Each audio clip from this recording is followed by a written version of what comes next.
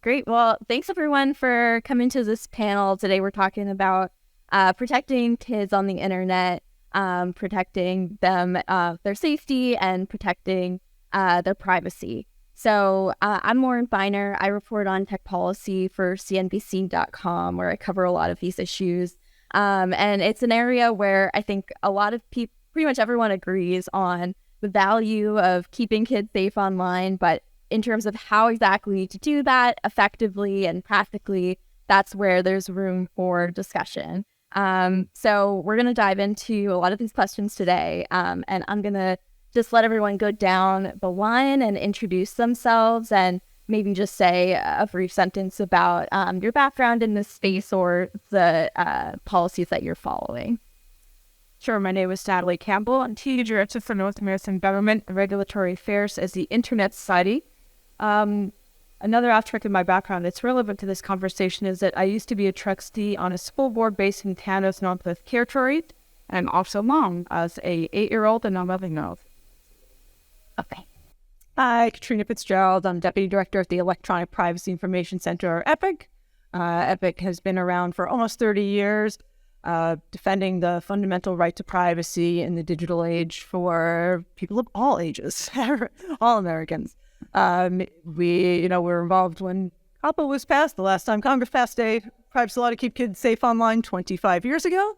Following what's happening in Congress with the Kids Online Safety Act, COPPA 2.0, and the American Data Privacy and Protection Act, and also involved in the states where you're looking at age-appropriate design codes.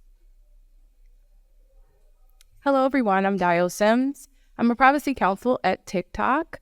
Prior to working at TikTok, I worked for 3 U.S. federal government agencies, SSA, Treasury, and Department of Homeland Security. After that, I went to Uber, and about 2.5 years ago, I joined TikTok. I work on privacy issues in the U.S. public policy team.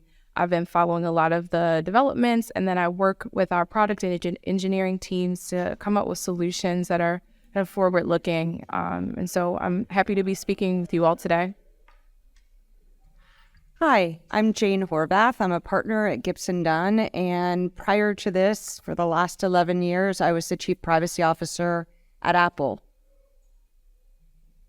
Hi, I'm Jamie Suskin. I am Tech Policy Advisor for Senator Marsha Blackburn from Tennessee. I oversee the Senator's work on the Commerce Committee, including the Consumer Protection Subcommittee, which includes privacy and data security issues, and I was the primary staffer on COSA and sort of managing the privacy issues for the senator.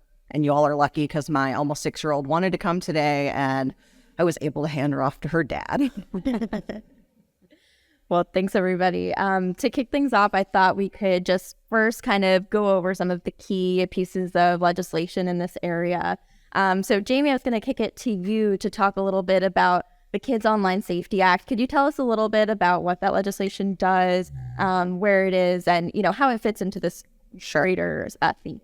Yep, happy to. So the Kids Online Safety Act, Senator Blackburn introduced with Senator Blumenthal from Connecticut about a year ago, and that followed 5 hearings they had in their subcommittee on the Commerce Committee about harms to kids and teens online. Those hearings had both academics and researchers and industry representatives from different companies. And after that, the COSA legislation was basically the culmination of the things that they had found after those hearings. So we have not yet reintroduced it here in the 118th. I wouldn't take anything from that because it's just taking some time to get the final text ready. We have new leadership on the Commerce Committee and Senator Cruz, and we just want to work with him and Senator Cantwell to sort of make sure the product is the best it can be so we don't have to have, a big, long, protracted markup process. So last year, the bill was voted out of the Commerce Committee 28-0. We're hopeful for a similar result this year. Basically, what the bill does is it would require covered platforms to create what we call safety by default. And so in our view, this picks up where COPPA leaves off. COPPA, which probably since you're in this room, most of you know that, is the notice and consent regime for kids and teens to get online. It cuts off at age 13 is where it would begin. And so, basically what we have come to learn is that, PAPA has its good points and it has its bad points, but at the end of the day, simply a notice and consent regime for kids and teens isn't preventing a lot of the harms that we're seeing. And so, happy to talk with our fellow panelists about that, but we need to be doing more. And so that's what COSA looks to do. Great. And then just to give us an overview of some of the other legislation on the table, Katrina, would you be able to tell us a little bit about the efforts to revise CAFA? And I think you also looked into the California Age-Appropriate Design Code. Yeah, sure. So, also CAFA 2.0 is a minority and kids tied death on the House side. We both last step in looked to update CAFA as a way, of a chain to like have its own private chain. And French updated advertised into kids. So they go further than the notice and consent model, but they're focused on privacy and data collection end of things more than the design pieces. And then in California, they test age-appropriate design code last session following the model that came out of the UK.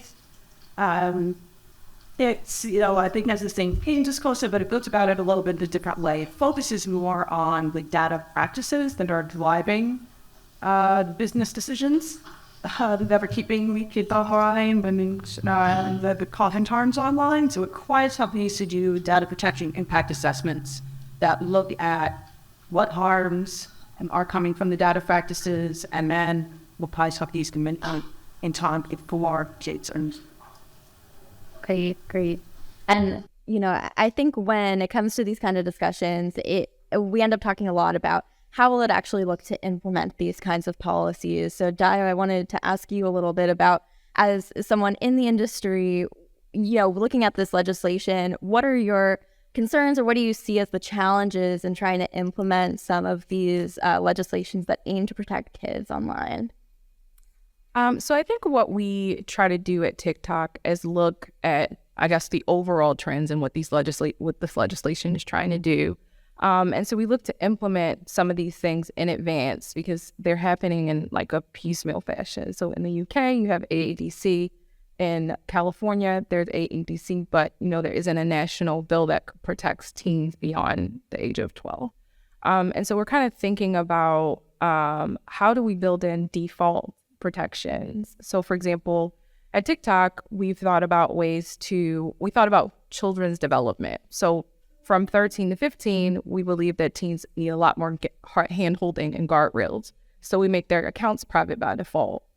We think about ways to implement default time limitations on how much time they can use. So just last weekend, we announced that there will be 60-minute time limits, screen time limitations, and then we also rolled out a suite of additional tools to add to our family pairing feature, which is actually kind of consistent with COSA's parental controls provisions. So we've been thinking about ways to look at this legislation, apply it broadly across our community of teen users, think about, how much handholding they need, implement those things, and then continue to monitor as developments come up. Yeah, I think something interesting that you brought up there is like looking at the different age brackets of users and seeing, if they might need different levels of handholding and privacy protections. So does anyone want to speak to how we might think about different ages of minors and, if they should have different kinds of protections or different kinds of defaults depending on their actual age bracket? I can add a little color and then somebody else can chime in. So we've been thinking about it from 13 to 15. We've added a lot of additional protections. So, for example, you can't DM on TikTok if you are under 16. And the reason we do that is because we know that there is some grooming activity and behavior that happens in direct messaging. And we want to safeguard teens from being groomed online. And so those are some of the things we do. And then at 16, we understand and we work with child safety experts and adolescent development experts to kind of think about this in this way. But, at 16, you start to make a little bit more decisions about how you want to be online, who you are, how you want to spend time. But then we still provide tooling for parents to work with their teens to make decisions around what's appropriate for them, whether it's screen time, whether it's the content they look at.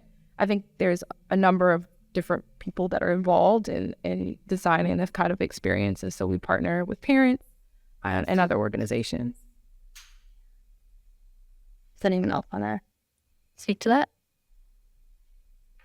I'm happy to just speak quickly. I think I applaud all of the efforts to increase the delta between 13 and 18 and to protect children. But I think that we also need to be looking at an omnibus privacy law, because your question was, should we be looking at different levels of privacy protection for children? Everybody in this country needs a fundamental level of protection in this country. So I'm not saying we should do either or, but we really also need to be focused on making sure every citizen in the country has privacy protections, because I applaud the states who have enacted privacy laws, but there are a lot of citizens in this country that right now do not have a state-level privacy law. So I think that would end up protecting kids' privacy as well, and it would educate their parents, because a lot of the problems that we have right now is we have children who are digital natives and parents who, for some of them, have no knowledge. I mean, yes, maybe they're carrying a mobile phone around, but they have very little knowledge about what they're doing online. But kids know more than they do. And, you know, I go back to thinking about COPPA compliance and verified parental consent. That was a real challenge with children that are digital natives and parents who were not digital natives, as we were doing that when I was at Apple. We just chime in on that. I couldn't agree more that we need a comprehensive privacy bill. And I'd say, I think sometimes the complications with determining users' ages online can be used as a crutch to not pass privacy regulations. And it shouldn't be, because I think the best thing we can do to protect kids online, it doesn't require age. It requires changing the harmful business practices that are causing, resulting in endless data collection. That would protect us all, but it would do a lot for kids, because so much of the addiction and so much of the harmful practice, the harmful things that are happening online are driven by data. So, Ursula, I'll thank you for saying that. I agree with that. So a couple things. I believe that, number one, when we look at COSA, we like to look at it as something that's not just a privacy bill. And so I think using the name of this get along creates headline. But the concept, as I say, is more about safety by design, and some of that deals with data collection, but a lot of that deals with things called beyond grade, because when you're looking at how an algorithm just on at GTNs and GTN, but that's suicide content, and that's self-targeting and consumer content that goes well beyond the data that is collected, because it's possible that you never did looking for that information, and suddenly stuff will toss at null anyway. So that goes beyond just the native collections. I think it also does us, frankly, a disservice to say, well, if you do something that focuses on just kids and teens, you can never get comprehensive privacy reform done. I literally sat here a year ago, and I think we said the same thing. Senator Blackford has been a vocal supporter of getting a comprehensive privacy bill done, but Senator Cruz, Senator Campbell, I think. We get the responses. I feel like they'll all want to be read, but that doesn't mean you can't do this. And I don't think that means that, if you do this, you can never get comprehensive done. Comprehensive is hard, and it's hard to reply reasons, but Does it make it harder to get comprehensive privacy done?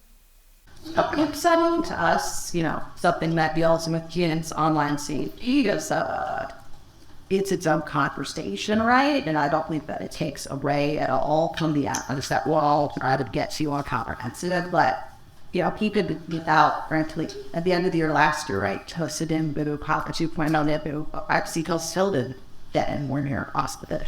You don't disrespect the houses out there, chiefs under for frying, but even with those out of the conversation, we didn't with it. So, we feel like we have all those conversations, we can walk and chew gum. So we shouldn't let that stop this. And that one? It works. Good. So I want to share a little bit about, first of all, how the Internet Society looks at these issues of child safety and privacy online. So the Internet Society, our mission is to make sure that the Internet is for everyone, and that means everyone. And there's two kind of facets to that. There's, growing the Internet to make sure that everyone who wants it can have it. But then there's also protecting and defending the Internet, and not just any Internet, but one that is open, globally connected, secure, and trustworthy. How do you do that? How can we know for sure and analyze whether bills are living up to this aspirational state of the Internet? This is where we developed an Internet Impact Assessment Toolkit. And so anytime we flag any of these kinds of bills and have concerns, we run it through this analysis to see if is this hindering, an open, globally connected, secure, and trustworthy Internet.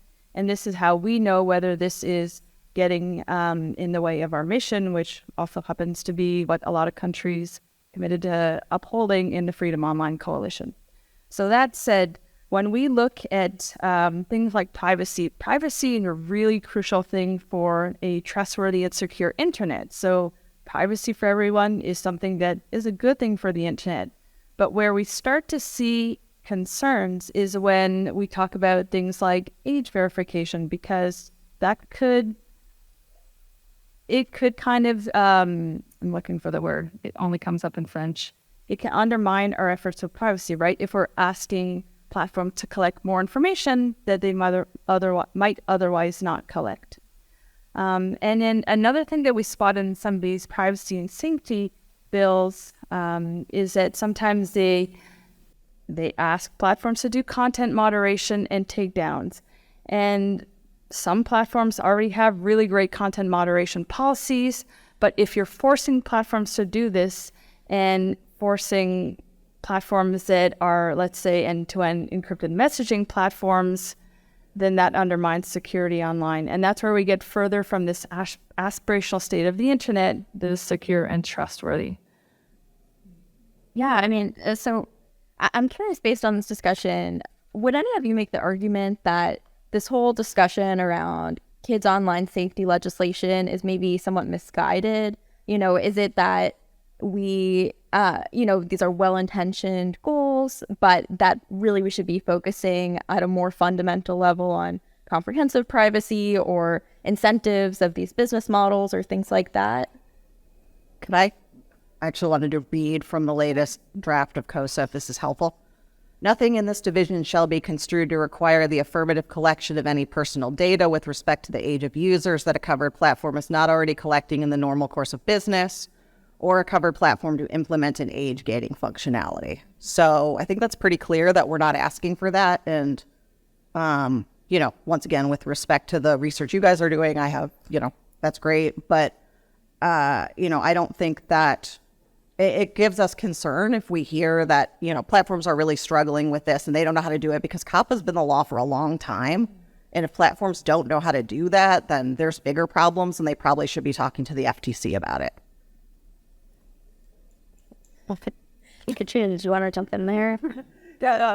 Just to your question, I think we can do both. I think, and that's what the American Data Privacy and Protection Act does. It, sets comprehensive privacy protections for everyone. It sets a data minimization standard that says companies have to stop collecting limitless amounts of data. The data they're collecting should be necessary for the purpose we're asking for, with some numerous exceptions, because not everything fits in that box. But then it also has heightened protections for kids. It says kids' data is what's considered sensitive, so it has to be strictly necessary for the purpose you're using it for. It bans targeted advertising to kids. It creates a youth marketing division at the FTC. So I think we can do both. I mean, I don't think there's anyone in this room that thinks we don't need to do something about kids online, that the kids are not all right. We need to do something. And we can't put it up to parents. I'm a privacy advocate, and my 8-year-old, I can limit what I can on her device that we do at home, but at school, they're on apps that I would never allow at home. In middle school, she's going to be given a district-issued device, and I've heard from parents in the middle school that they are not allowed to disable YouTube because teachers, assign YouTube videos. So there's no way to disable YouTube on these district devices. And kids are just watching YouTube while they're supposed to be doing their homework. So, even the most educated parents can't limit these things. It needs to be changes to the business practices. Yeah. Anyone else want to speak to that or no? No, I think that's next. I think I would agree that legislation needs to happen. It can be done for both kids and broadly for all Americans. Oh, I'm sorry. So I was just saying I agree. I think there are a number of different people who have a role to play here. Legislators, for example, have a role to play here. So, I totally agree that legislation should be passed. I also agree that parents and platforms have a responsibility. So. Yeah. So I think we touched a little bit on age verification. And Jamie, I appreciate you bringing up that point in COSA. But when it comes to just like the specifics of age verification, because I know there's a lot of different pieces of legislation across states, across countries, where age verification might come into play. So are there ways to be sure or pretty sure about a user's age without infringing on their privacy? I think that is probably the biggest question is how do you verify you're on a terminal, they're on a terminal, you can't look at them. You really rely on an age gate right now. We haven't come up with a better thing right now. It's when you're signing up for an account, enter your age. Well, I have a now 25-year-old who's 26 on Facebook because he had figured this out, wanted to get on early. This is a long, long time. And he's 25, so this was before he was 13. But I think that is the harder thing. When you use the term verification, it implies that you actually know how old they are. And so when I think in terms of that, it really thinks, even though, and thanks for the clarification, COSA says you don't have to collect additional information. It's hard to understand how you're going to meet the standard of a verification without actually collecting some kind of official age document, like a birth certificate. So I just added TikTok, we have a neutral age gate. So we ask for birthday. You can't change your birthday once you find out that, some settings don't apply to you. And there are some challenges. I think what we do is if we find that a teen has lied, we remove their account.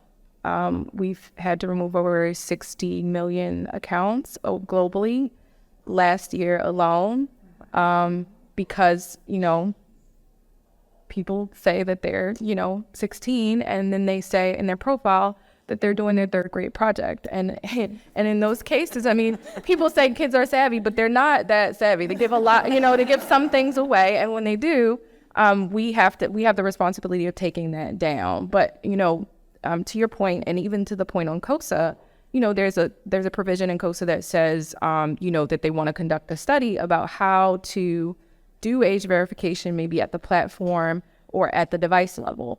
I think, as there are going to be a lot of apps that come up over the course. You mentioned there are apps that your kid, you don't even know what apps your kid is going to see on this state-owned device. So I think there are going to be continuous new apps that are popping up, and without some kind of centralized way to say this is an 11-year-old's phone, and platforms can then take that information and do a better job of making sure that we're protecting teens. Yeah, so that's an interesting point, is like maybe the verification needs to be at the level of the device. And so Jane, maybe you could talk a little bit to that about, are there other challenges in verifying age on a device in a way that could be applied to other apps that are on that device? A huge issue if you're talking about one device, but a lot of families, a lot of people have multiple devices. So on what device are we looking at? And you have maybe their school device or this device. Maybe that the school device would be the right way to look, but not everybody has a school device. So I think using the device as a source of truth is, again, difficult because you might have shared devices. You look at Apple TV, and then there's different accounts that are signed up. You can switch accounts. And so there's no one account, one-to-one correlation between a device and account. I think this is a situation where legislation can drive innovation, right? Companies will figure this out if we require them to figure it out. They love innovating. They tell us they love innovating. So, you know, is there a good system now? No. The French Data Protection Agency did a report last year saying, no, there's not a good way to do age verification now. But I'm confident that if we have legislation that required it, and they do, and they're in the process of figuring out. One thing the California Age Appropriate Design Code does is focus more on what they call age assurance rather than age verification. So it's kind of like having a good idea of what age-ish the user is, and then putting in appropriate safeguards based on the risk of the product that you're dealing with. So, you know, it's like a social media company, you want to be a little more sure than if it's, you know, a research website or something like that. Yeah. So, I mean, what do folks on the panel think about the idea of age assurance? Is that just the best that we can do right now? Should we aim for age verification, or does that implicate too much data to want to go there?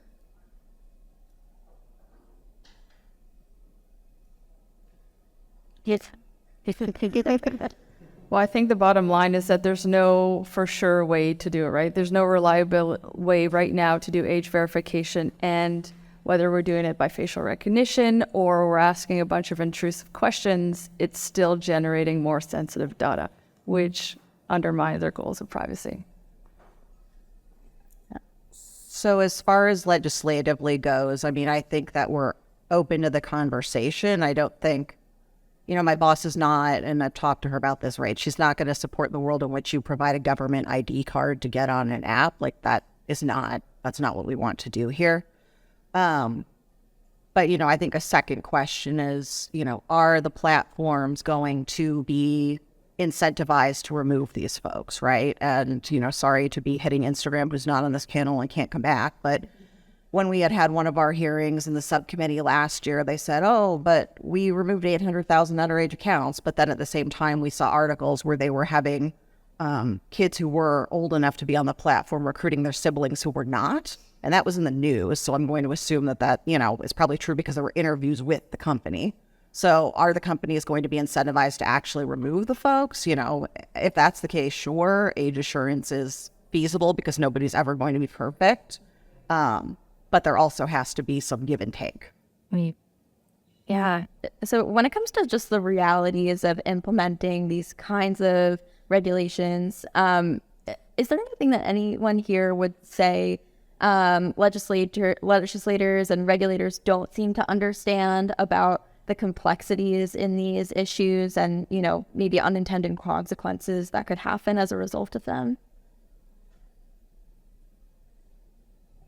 I don't like to give them that excuse. I think that just, you know, it's just another excuse to not pass privacy legislation or pass kids online safety legislation. There's plenty of expertise in Congress. They can get this done. It's just a matter of will.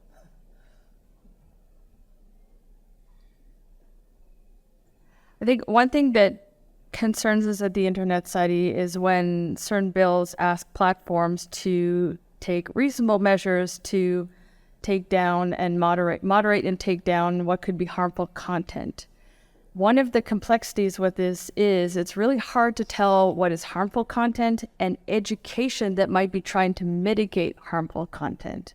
And I can give like a really good example of this. When I was in Canada's Northwest Territories, which is large, vast geography of mostly remote communities and Indigenous communities, they face disproportionate rates of suicide compared to the rest of the country. It is really tragic. But there's this group of kids that started a really great campaign called We Matter. And what this does is it provides videos and testimonials about sharing stories about surviving, you know, attempts of suicide to make kids feel like they're not alone. And when you're in a community of like 300 people that is a flying community, sometimes this is enough to mitigate that risk. And yet, if we're asking platforms to do moderation, this video might pop up as something that is harmful and just get taken down. This is an absolute lifeline for kids in these communities. And there's other services too, right? Like end-to-end encrypted messaging services, for example. When we're asking platforms to moderate content, that means you can't do it with end-to-end encryption because end-to-end encryption means that nobody but the sender and receiver knows what's being shared or communicated. And so, again, we're in a community of 300 people. Maybe there's no mental health counselor in town. Maybe you need to reach out to a service provider down south. And, end-to-end encryption messaging services or video conferencing services are super critical to make sure that your, personal information remains confidential. You can imagine in a community of 300 people, it's really hard to do that without end-to-end encryption. And so that's some of the complexities that we see that are concerning, but also with respect to, the secure and trustworthy internet that we're hoping to get closer to. So I think we fully appreciate the need for encryption, particularly when it comes to things like banking online. But I would point out that there's nothing, at least I can speak for our bill, there's nothing in our bill that requires anybody to break end-to-end encryption. And sometimes it does seem like this is what companies fall back on as sort of a, don't look at that, right? We saw that with Earn-In, and, whether you have good feelings or bad feelings about Earn-It, sort of, that's not why I'm here. But there's nothing that requires that. I don't really think parental controls that companies are doing on their own in a lot of cases, that's not, requiring somebody to go into anybody's private communications. It's not asking anybody to break end-to-end encryption. So, I think there's obviously a need for encryption in certain cases, but these bills don't actually touch that. On the point about, suicide and self-harm content, I think you mentioned a really important point about the delicate balance of, people looking and seeking communities to heal from various traumas, and then also, training moderators to understand the context around these videos. So, for example, we, if someone were to search for suicide content on our platform, we direct them immediately to resources and our community guideline. So we have the link to the suicide national hotline and texting. But then, we also have to train moderators to understand the context. So every piece of content that is about suicide isn't necessarily encouraging suicide. It may be encouraging people to seek help. And so being able to identify that, and then also train and have people, we have over 40,000 people who work in trust and safety at TikTok, and they work on identifying the context around these types of videos. So I think you raise a really good point. People might not have access to resources, and they do turn to the internet for things that they just don't have access to in their communities. And so I think that's a really good point you raised. Yeah, and I think that discussion kind of touches on something that came up in some criticism of COSA and the age-appropriate design code in California, of a concern of would these bills unintentionally keep certain resources from kids on the internet, especially in certain marginalized communities, by virtue of maybe certain topics being considered not really age appropriate, but there could be resources that are really helpful for kids who are struggling in certain ways. So I guess, does anyone have anything to say about how those concerns can be balanced, balancing access to resources and access to age appropriate information? And I think the way they've got about it, and the way the appropriate way to do it is you link it to accepted standards. You link it to things the American Academy of Pediatrics or FODAL would define it that way to make sure that it's not like a state agency interpreting what is harmful to mental health. It's medical professionals that are determining that. Is that something that COSA or the California bill have done, or they leave it more open-ended? And in the definition, right, of mental health harms was added to. Yeah, and we've worked to clarify and specify, and those are some of the things that we're still working on cleaning up before introduction. We also have a kids council that has experts both from companies and the mental health community, teens themselves, things like that. And so their job is to work on clarifying sort of the universe, and fully appreciate the issue about, we wouldn't even call it lawful, but awful, because I don't think that what Natalie was, that's not awful, but, fully appreciate the idea of, worrying about over moderation, but at the same time, we're seeing so many cases of under moderation of things like fentanyl sales that are just there and not being caught for whatever the reason that, it's just not excusable. Yeah, and I think we talked a bit about parental controls here, and I just wanted to go into that a little bit more. I think a lot of the time we see solutions from the tech companies that focus on parental controls, which it seems parents really like the ability to have those options. But at the same time, it's really hard for parents who are busy to have to manage one other thing. So is there a way to move beyond parental controls? And, how can parental controls themselves be made more manageable when we put these kinds of solutions in place?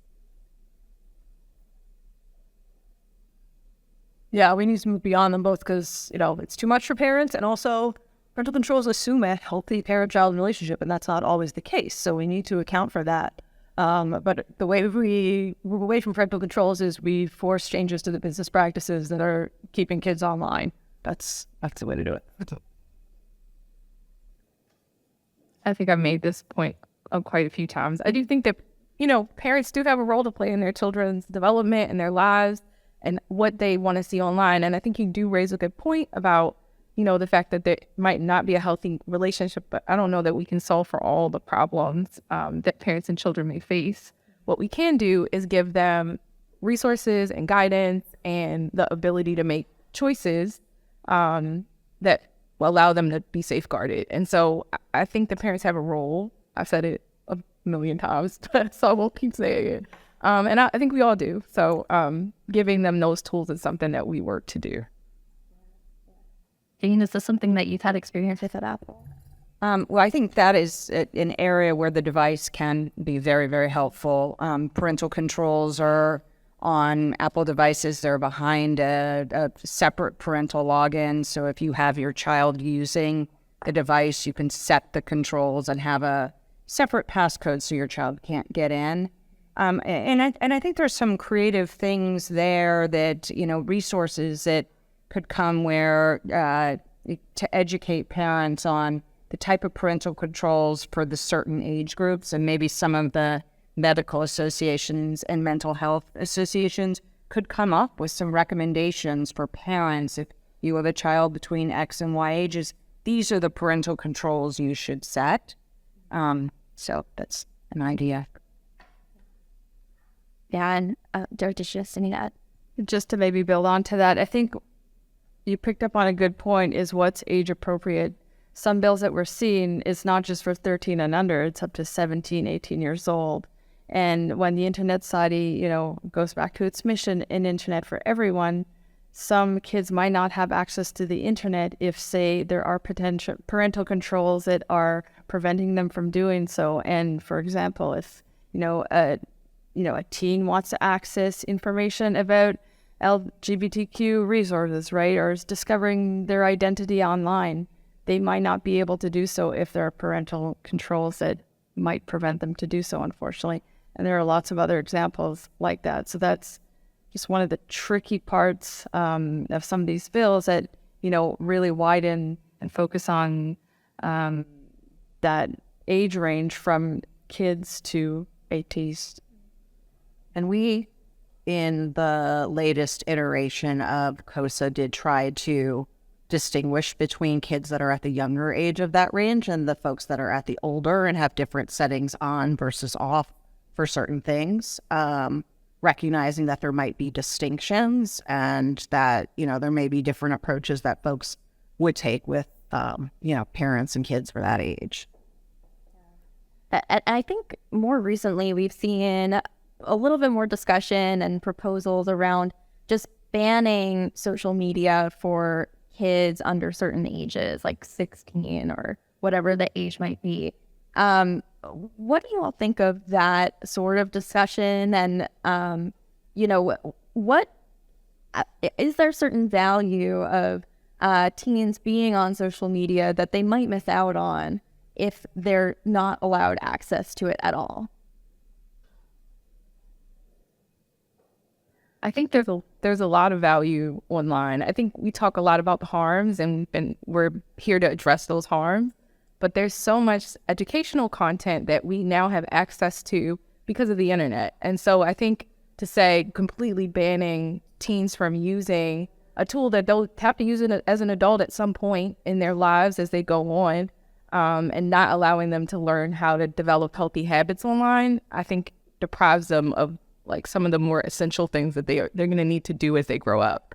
So I'm supportive of that. And then even when I think about like the pandemic, how isolated we all were, and all of the teens, and how else would they be communicating if they weren't able to access, online tooling? It's just, we have a responsibility to keep teens safe online, but we also need to enable them with tools to figure out how to manage themselves.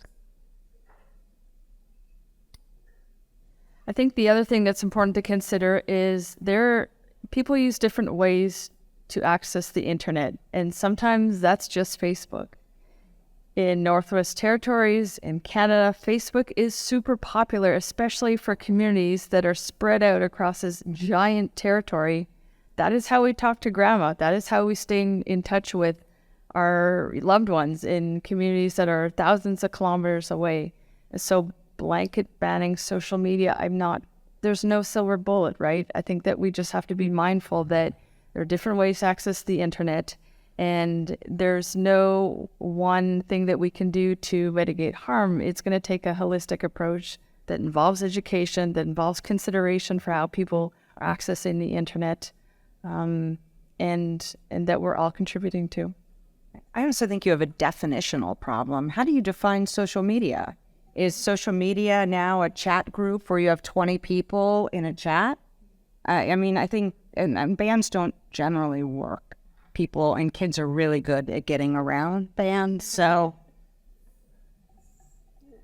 I think people have asked my boss this already because other senators have had bills about this. I think, our view is that that's a family decision, and that's between kids and their parents to figure out. But, the thing that I will say is that parents are drowning in all of this. And, we did COSA because so many parents and physicians and teachers came to us and said, we don't know what to do here. We're lost and our kids are lost and we don't know what to do. So, no, I don't think that it's the government's role to outright ban them from doing it. And I don't think that, as Jane said, would work. But at the same time, they need help. Yeah. And I think we've already seen some governments try to ban TikTok, of course. Have we seen any impacts on kids yet from those efforts, or is it too early to say? Well, we're still here. So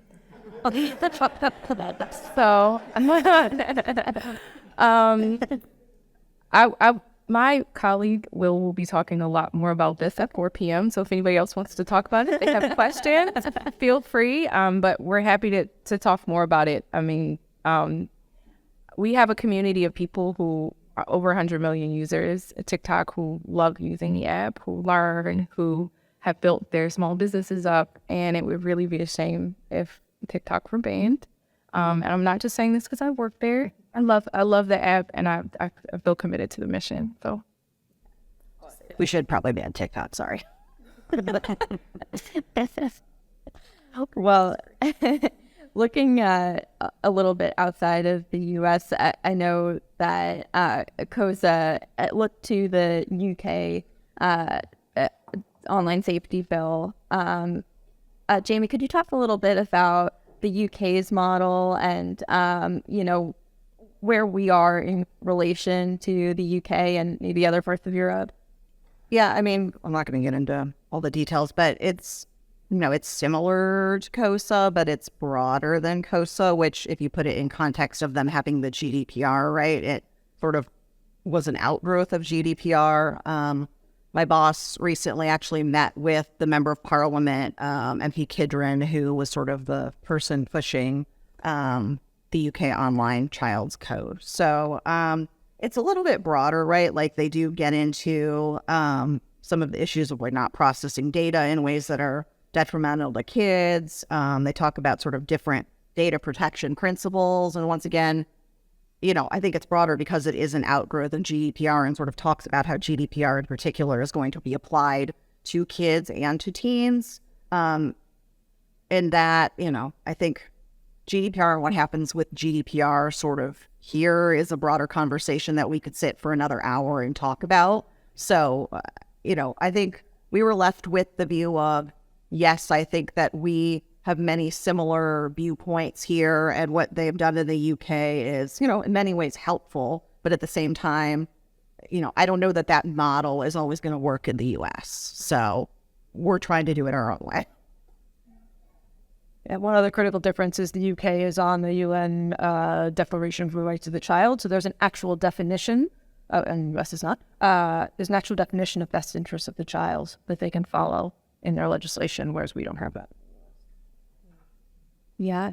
So I guess are the other aspects of the UK bill places where the US might grow or expand on these efforts in the future? Or, Jamie, are there certain things that make it much more, not really an American type of law that we would ever really see here?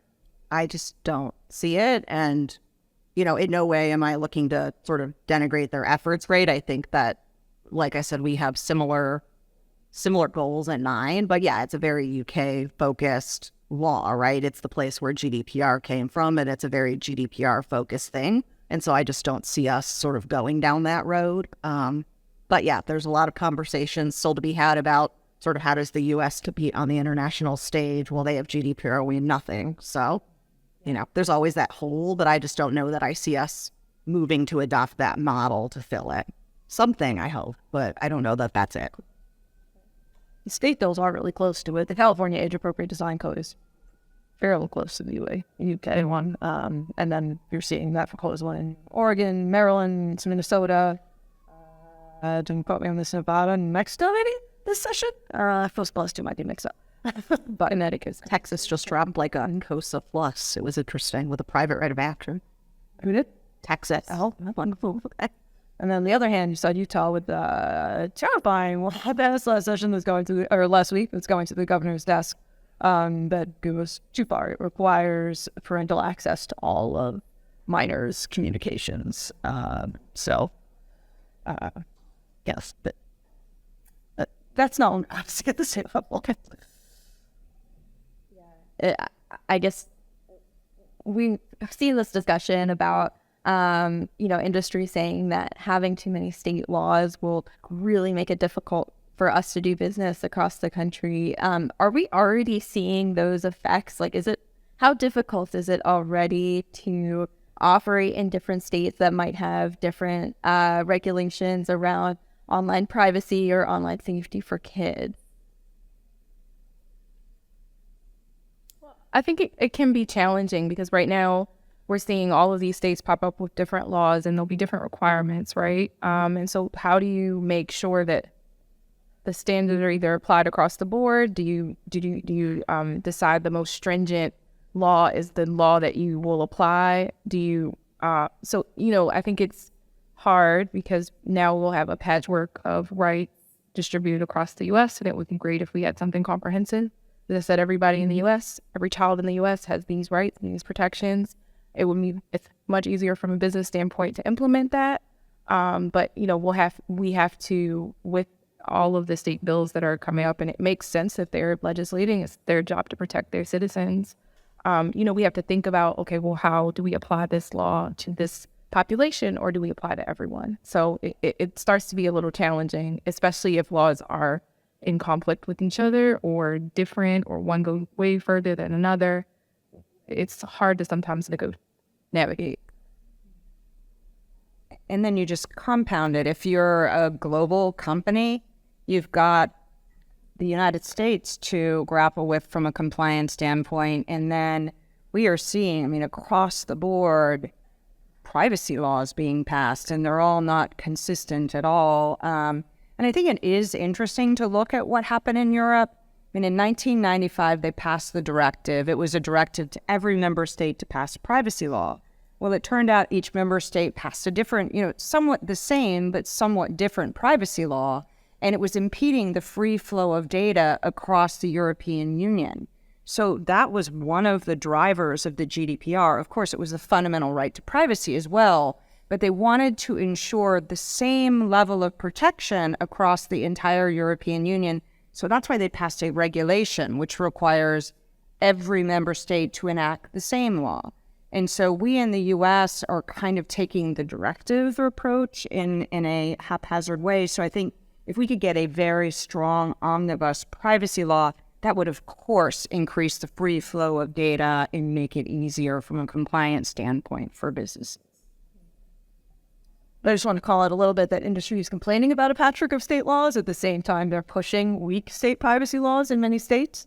I don't know if anyone from Amazon is here, but I'm going to call it Amazon and say that, the markup, investigative journals of the markup showed that, Amazon lobbyists pushed the Virginia Consumer Data Privacy Act, or I think that's the acronym, a couple of years ago, and they're pushing that model in many states. It went through in a matter of weeks, and it does very little for privacy. So, they're trying to get all these weak state privacy laws passed in order to lower the bar at the federal level, but let be passed. At the same time, they're complaining about a patchwork of state laws. Are there certain hallmarks of what would be a weak state privacy law? Like when you see a bill that leaves out certain things or says, certain keywords, does that tell you this is probably not what it's supposed to be? Basically, if it only provides users the ability to know what companies are collecting about them without limiting what companies can collect about them at all, just provides those user rights without any forced changes to the business practices. Yeah, so when you're working at a company and trying to figure out how to implement laws across different states, how do you decide, are we just going to implement this standard across all of our operations, or we're going to limit to a certain geographic area? I guess that question is for me. I would say that it really just depends on what the law says and how it applies and where else it applies. So I think there are various different laws that are popping up. We mentioned this, and it really depends on what the provisions are. But I think it's easier for companies a lot of times to take one approach and say, okay, the strongest law is the one that we're applying across the board, because we don't always know where people live. So you could be a California resident. I used to live in California. I now live in DC, and I still say that I'm a California resident sometimes to get CCPA rights. I'm not gonna lie. But we don't always know. And we don't really necessarily need to know, right? And so it's hard, because otherwise we have to think about where people live in a way that we don't necessarily want to do. And where would the different platforms pull that information of where you're based? Is it based on where you currently are? Is it based on where, I don't know, you bought your phone, or? I think that's challenging too, right? So TikTok doesn't collect direct GPS location. So you may be, and I travel a lot too. So, I think it could be determined by where the device is bought or, IP address, but I think it really depends. And, you have to really ask for that information, I guess, to comply with the law. Yeah. Sure. I think that there's also another, perhaps unintended consequences, or another outcome is that services could decide to not offer service in certain locations. So we at the Internet Society have a little bit more of a global perspective on this. But for example, with the UK Online Safety Bill, which opposes a duty of care, that means that service providers have to moderate content and in effect can't use end-to-end encryption. Lots of service providers have decided not to offer a service with second-grade security for users if that bill becomes law, because they're not willing to do that and to take that responsibility. And so it's another potential outcome as well. Pull out. I think even short of seeing some of these bills become law, we've already seen companies taking action, like Dio mentioned, trying to proactively meet some of these new standards that are being discussed, or figure out new ways to protect kids on their platform. So I'm just curious how any of you have seen maybe even just the discussions of these regulations pushing the industry to make changes, or do you think it has fallen short of that so far? Well, I'd certainly say it's well and short. I think, this experiment's been going on for 20 plus years. I think, we know self-regulation doesn't work. And it's helpful for businesses too to have certainty. Startups that are just starting out, they know what rules to comply with, they know the rules of the road, and they're competing in the same rules of the road as the big tech company. So it provides certainty for businesses at the same time. It protects privacy. So we've seen a lot of companies that will roll out changes in advance of a hearing or advance of a bill drop. And then in some cases, those changes don't actually end up getting implemented. So, I think for us, it's a lot of too little, too late, which is why we're going to keep going on this. For example, we saw last year that Instagram came to us and said, okay, great. Well, we're going to make all of the profiles for minors private by default. And then lo and behold, they weren't. But they said it in advance of a hearing so they could put out the press release in advance of the hearing. And so, good. I mean, if the companies want to start implementing changes, great. But, for us, it's like, okay, this feels like the least you could do, and you're doing it because this is public. Yeah. And I guess just to wrap up, I'll go down the line. If Congress could pass one thing to most protect kids' online privacy and safety, what would it be? And what's one thing that industry should do right away to better protect kids online? And maybe I'll start with Jamie. How's that? It's probably a pretty obvious answer for you. Yeah, what can they do? I don't know, be better about taking down the actual illegal things that parents have tried to report. So, my boss doesn't have to continue taking meetings with parents whose kids have died from fentanyl being sold on platforms, things like that. Yeah, I am still convinced that an omnibus privacy law comes first, and then second would be, because I don't think they're exclusive, I think then looking at the children's online safety code, because you look at the UK has GDPR as a backstop to protect privacy as they're implementing some of these requirements. And then what could they do better? I think, again, I tend to agree with you on some of the harmful content, but I think they need to do it across the board. It's not just children. I would echo comprehensive privacy legislation in the U.S. that has strong children's protections is something that would improve our ability to protect teens for sure. I would also say that, as platforms, we understand that there are harms and we understand that we have a responsibility and we're constantly working to improve. And so, as we continue to improve, we'll do what we can to make sure that teens are safe online, because we don't want to see those headlines. I'm not sure we have enough time for me to list off all the things the industry should be doing differently, so I might just pass on that one. But the best thing we think Congress can do to protect kids online is to pass a comprehensive privacy law like the American Data Privacy and Protection Act that includes strong data minimization rules, that has heightened protections for kids, so it's addressing those kids' issues, but it's setting a culture of privacy in the U.S. that's just missing right now. So I'm going to give a vaguer response.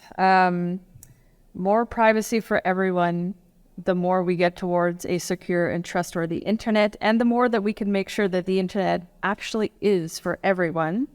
And that involves not undermining encryption or incentivizing companies to undermine encryption, because it is a crucial way that people can control their own privacy and protect their data.